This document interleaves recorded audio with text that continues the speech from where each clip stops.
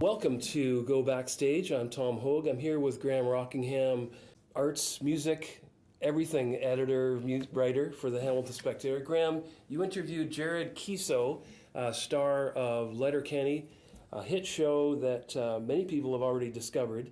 It sounds like kind of a quirky West Side story with the Hicks, the Skids, and the hockey players versus one another in Sudbury. Is that about it? There's sometimes, Sudbury is where it's filmed. Right. Letterkenny is a fictional town somewhere in southern central Ontario. A lot of people think it's fashioned off of the town of Listowel, which is where the creator and star Jared Keeso was raised. And sometimes the hockey players are friends of the Hicks and the Skids, and sometimes they're battling, and sometimes they really don't know what to do about each other. But We should say this is a comedy, right? it is a comedy. It is a comedy. And apparently it's well received in both Sudbury and Listowel.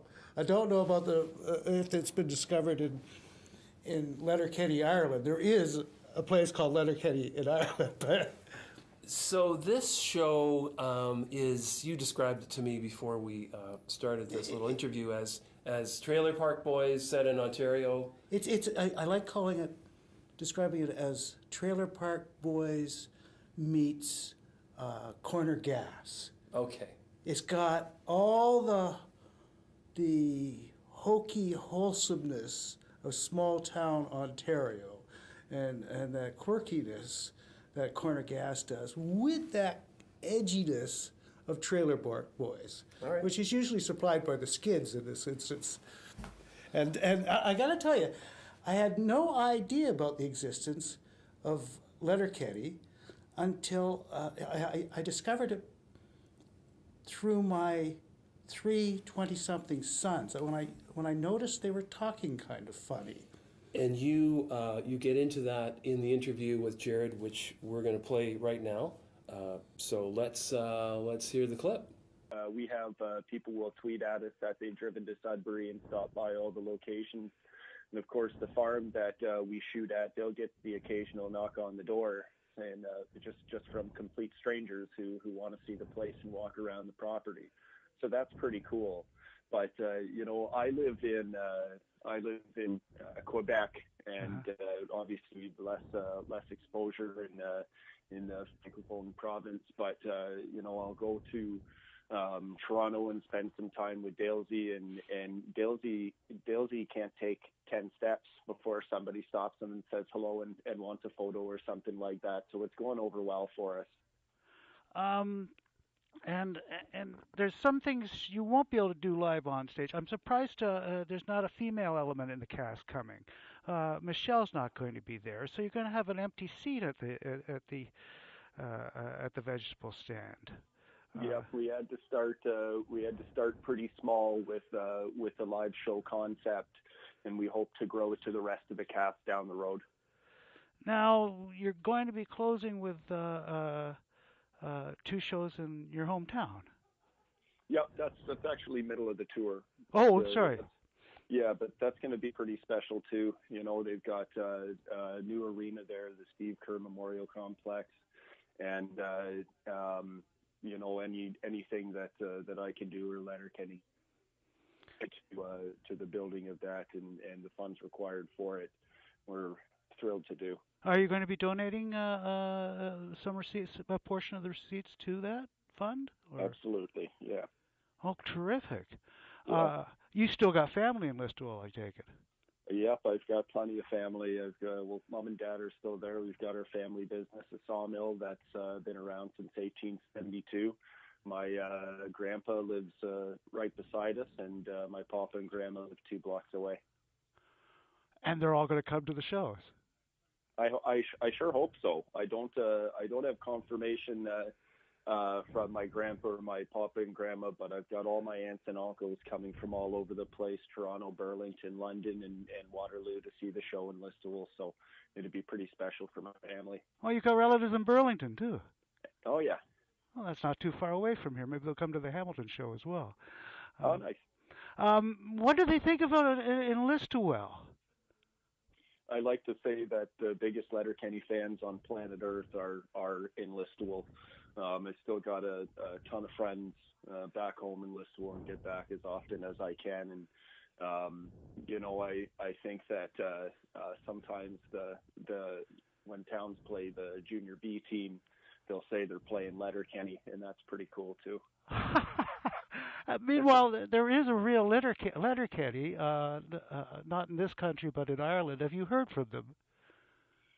Yeah, we do have the occasional person reach out from there. I think that there's a little bit of confusion between the town and the show, which tweets are directed at who, so they get a lot of salty language thrown their way. But I went there actually. I did a UK road trip solo a couple summers ago, or I guess a few summers ago now.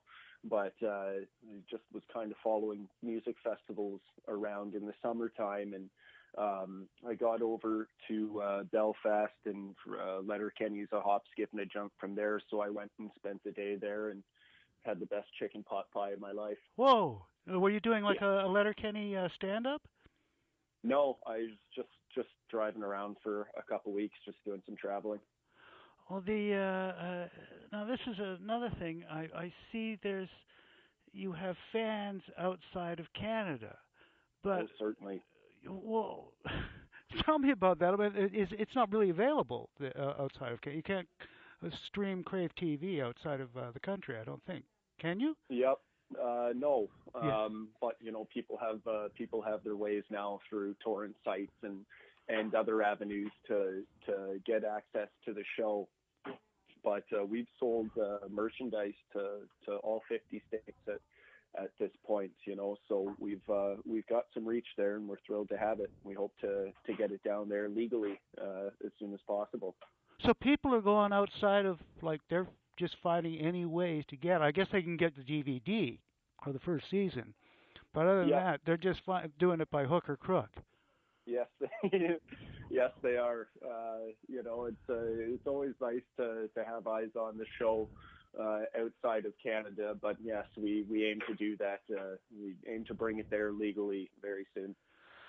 Well, you're just shopping around. I mean, I guess it can't go to Netflix, but is it something you want to stream again? The streaming formula seems to be very successful for you, and no thoughts of bringing it to the small screen. Well, I don't know what you call it, television anymore. I mean, Bell Media owns it. There is the discussion to put a family-friendly version on CTV. I don't think so. I just can't really imagine our show being quote unquote family friendly. We can be some version of it, because with our Christmas Day releases, we've got a lot of online feedback that families will watch it together, grandparents included. So that's pretty cool for all of us. But as far as getting it down south, beggars can't be choosers. We'll get it there any way we can. You get a lot of comparisons, and I said it myself, and then I saw in print other places that it's a cross between Corner Gas and Trailer Park Boys. How true is that? Did you have any inspiration from that, or does it just came out of the blue? Sorry, the call broke up for a minute there. Could you repeat the question, please? I see a lot of people call it, including myself, a cross between Corner Gas and Trailer Park Boys. Was there any inspiration coming from those two shows?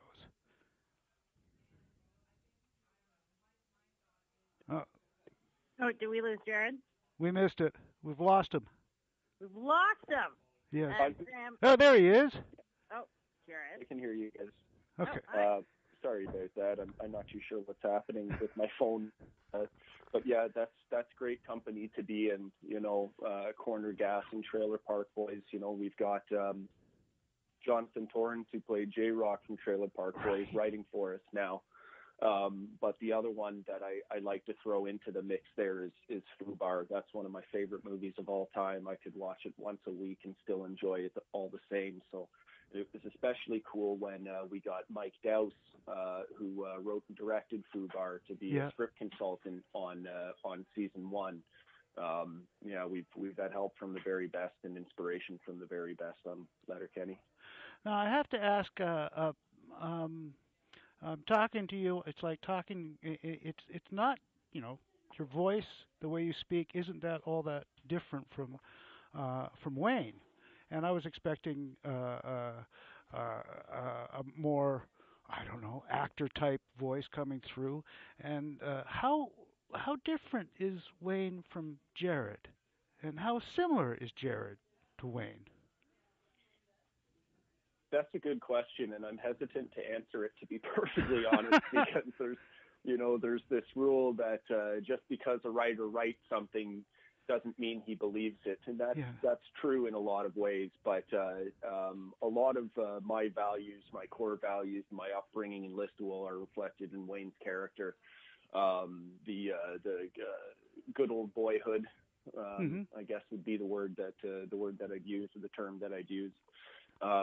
But yeah, there's certainly similarities, and I guess the thing that sticks out the most is Wayne is 1,000 times more violent than me. That'd be the big one. I was once, I had my day where I was a little more like Wayne there, but I'm 33 now and have grown up significantly. And you probably wear belts. Oh, I wear belts. Yeah. What about your dog? Yeah, he's right at my feet right now, but yeah, Gus is a real scene stealer in the show. Every time I prop him up on my lap for those kitchen table scenes, he always steals the show. We joke at the table, Michelle Milette, Kay Trevor Wilson, and Nate Dales and I. We joke that he's the most present actor in the room every time. So Gus is your real dog. Yeah, for sure. Yeah, that's my boy. He's 11 now, so he's slowing down a little bit. But I've had him since he could stand in the palm of my hand. Do you still play hockey? Yeah. I play beer league in the West Island in Montreal. Yeah, I get out with the boys whenever I can. I love it. Wow. So yeah, I still eat, sleep, and breathe the game. My morning routine, I start every morning on hockeyfights.com or dropyourgloves.com, catch up on all the fights and the hockey highlights. And I'm in two extremely competitive pools as well, so I love it. This could be a dangerous question. You living in, I guess it's north of Montreal. You live, but do you have a favorite team? You have to be a Leafs fan, no? No, I'm not. There's a story behind that, actually. The very first NHL game I ever saw, my dad took my brother and I to Maple Leaf Gardens to watch the Leafs play the Calgary Flames. And Dad always insists on being there for the warm-up. So we got there for the warm-up, and our seats were in the Calgary Flames. And so I'm watching the orange and red just fly around the ice. They had Al McInnes and Gary Roberts, and Murray, Mike Byrne, and Joe Nieuwendyk, and we sat in their end, and Calgary won the game, and I've been a fan ever since. That's crazy. Even when Gary Roberts became a Leaf. Yeah, he's an all-time favorite for me. They don't make him like him anymore. I agree. He's a great player. Yeah. I got to play against him actually in the Juno Cup last year. Wow. Yeah, he was out in there Ottawa. Alfredson was out there as well. It was really cool. Those guys, long retired, still have 3 strides on you. It's insane. Those guys, their patience with the puck, their puck handling is just next level. It's so cool to play with them. How involved are you in the writing still? I mean, it must take an incredible amount of time. It may have started off over a few pints, coming up with puns and metaphors and rhymes, but doing 40 more of these things seems intimidating. Are you still involved in the writing, and have you had to expand the writing core? I'm involved in every inch of the writing. If it's between, if it's just Jacob Tierney and I writing episodes, or sending them out to Jonathan Torrens or Jesse McEwen. We've got Sonia Bennett in Vancouver writing for us, as well as Lynn Cam. As a showrunner, you pen parts of every script. They're all under Jacob and I's supervision. So yeah, I'm very much involved in the writing process, and I always will be. I love it. You know, if anything, it's and I can't really explain this, but it's gotten easier. You know, you think that the well will dry up over time, but we've written 3 episodes in the last 2 weeks for next season. So yeah. I gotta say, kudos on that sock hop. What was it? The sock hop proposal, where Wayne's mom and dad got together. I think. Thank you very much. You managed to get. You've got Ray Charles in it. Yeah, that's my top 2 favorite things I've ever written would be that scene and the scene where we discuss the logistics of dance riding Sea-Doos. Right. Yeah. I think I've got more than enough. Good luck with the show. It's got to get the American market. Are you doing Western Canada too, or? Yep, we're 29 cities across Canada. Keeps expanding. Shows. And you've pretty much sold out almost everything in Ontario and East, eh? Yeah, we've added second shows to over half of the cities that we'll be visiting. But we start in Halifax, and 29 cities later, we're in Surrey, BC. So we're covering all our bases. I just can't wait to drive across the country with my pals and drink gin and play cards and make people laugh. You don't really know what to expect from the fans. I'm wondering if I bet you get a lot of people dressing up as characters. Is that? I sure hope so. This whole cosplay movement is really picking off. There's a funny story about that. Melanie Scrofano, who is the lead of a show called Winona Earp, and also plays Mrs. McMurray on our show. Uh-huh. She was over at a convention or a Comic-Con thing in Australia, and 2 people came up to her, a man and woman, dressed as McMurray and Mrs. McMurray. So the Aussies are even getting it somehow, and yeah, it was pretty cool to hear that story from her.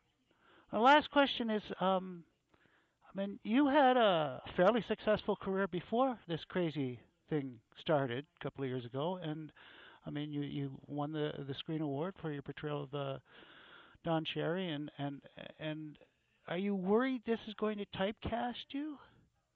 Or well, no. The only thing I worry about is the show eventually getting canned, because I don't want to do anything else. I really feel like I'm living the dream with this. You know, I'm involved in every aspect, from writing to pre-production, production, post-production. I choose all the songs, all the music in the show myself. I want to make this show as long as I possibly can.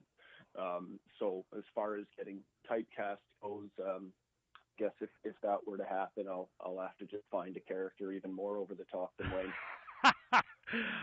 But you're not able to really go out and do anything else while this is in its while this is in its glory years. I mean, this is in the heyday. You're not able to take any other roles, or are you? No, it's certainly all consuming, and I really wouldn't have it any other way. You know, if we're not writing the show, we're producing it, we're shooting it, we're doing the live show, we're always developing the brand and growing it and expanding to make the most out of it. Because in Canada, you really got to strike while the iron's hot in this business. It's really hard to establish longevity in the Canadian business. Yeah, but you know, so it's pretty crazy just to know that I have a paycheck for the next 3 years, because certainly coming up as an actor in Canada, you don't know when your next paycheck is coming. Well, it's been a pleasure talking to you, and I really appreciate your time. I know you didn't really have to do this because you sell it out anyways without my help. and you know, I gotta say, you know, when I finally got around to watching the show, I'm thinking it brought me. I'm over 60, and it brought me back to when I was a teenager, and because we used to make up all those crazy rhymes like that. And I was growing up in the East Mountain of Hamilton. So it's not just a country thing. It's not just hicks and skids. I mean, this thing, everybody can relate to it. Guys, anyways. I don't know about girls. Well, I love hearing that. I've always said that everybody knows somebody from LetterKenny, and that's what makes it so relatable. You know, like you got guys like Wayne who just have that hick accent, but for some reason his brother and sister don't. You know, like that's fairly common. But yeah, I'm certainly glad you're enjoying it. It's just been a hell of a ride. And go for Tanis. Yeah. Well, you'll see what happens there. But she is Dio Horn. That's another one that we're so lucky to have. She just is. She really is the very best. There's fireworks there. Yeah. She's great. Terrific, Jared. Thanks so much. Take care and good luck. Thank you, Graham. I appreciate it. Bye-bye.